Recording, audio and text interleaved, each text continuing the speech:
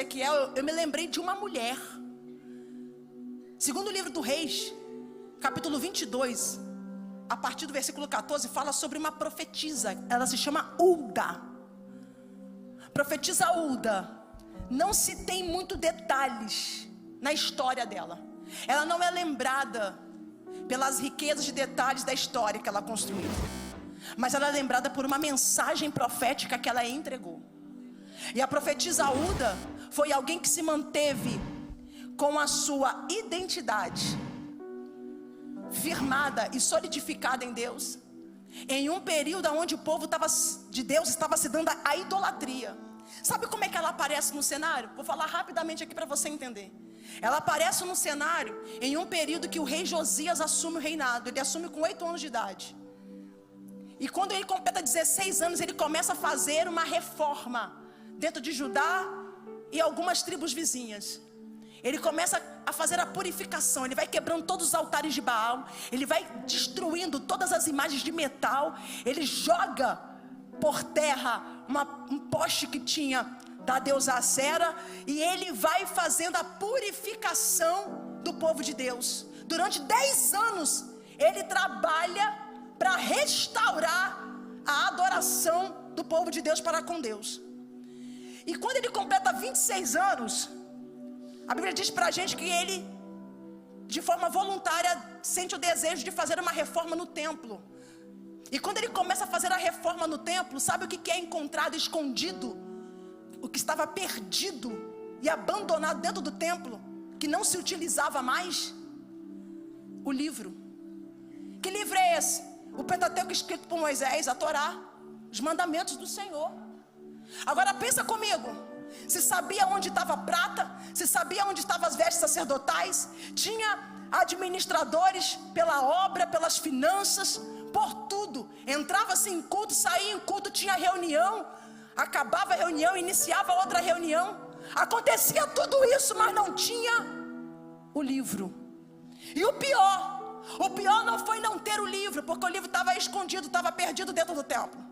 O pior não era não ter o livro, o pior era eles não sentirem falta do livro. E o livro aqui está falando da palavra. Se não tem palavra, não tem presença, porque o evangelista João diz que Jesus é o verbo que se fez carne e habitou entre nós. Então se não tem palavra, não tem presença. Então não adianta ter liturgia se não tem presença. Não adianta ter ritual se não tem presença. Jennifer, como é que eu faço para atrair a presença de Jesus? Seja obediente, porque Jesus não está interessado nos nossos protocolos e somente nos nossos rituais. Ele está interessado na nossa obediência. Diga para alguém que está do seu lado: obediência. Porque quem tem intimidade é obediente. Quem tem intimidade é obediente ao Senhor.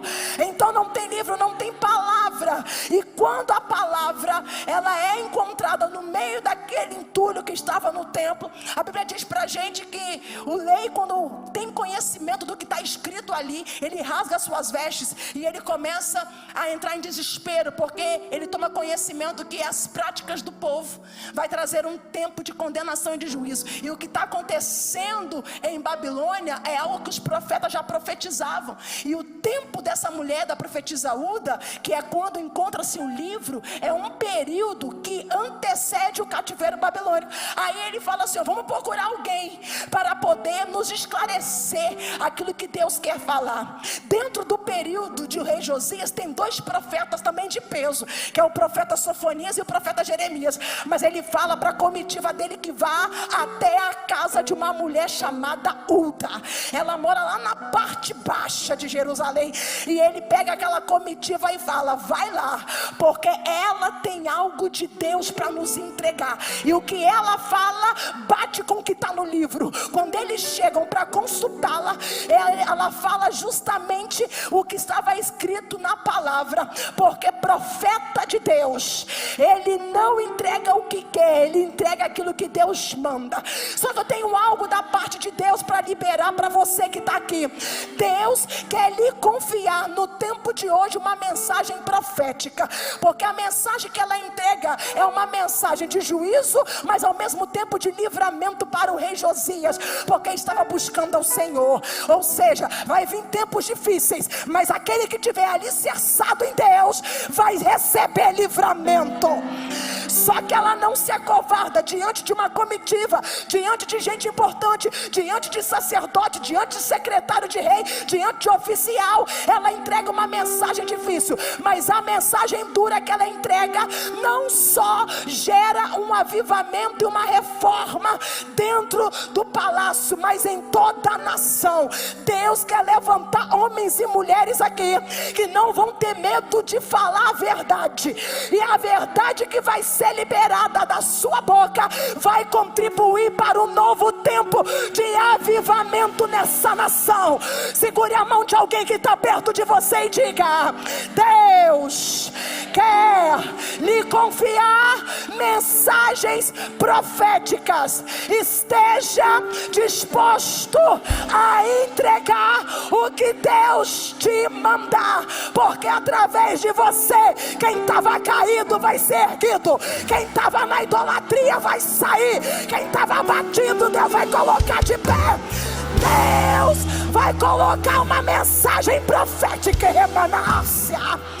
Eu sinto graça de Deus aqui para profetizar, e eu vou profetizar. Deus está levantando mensageiras e mensageiros aqui, não para impactar uma cidade, mas para impactar uma nação.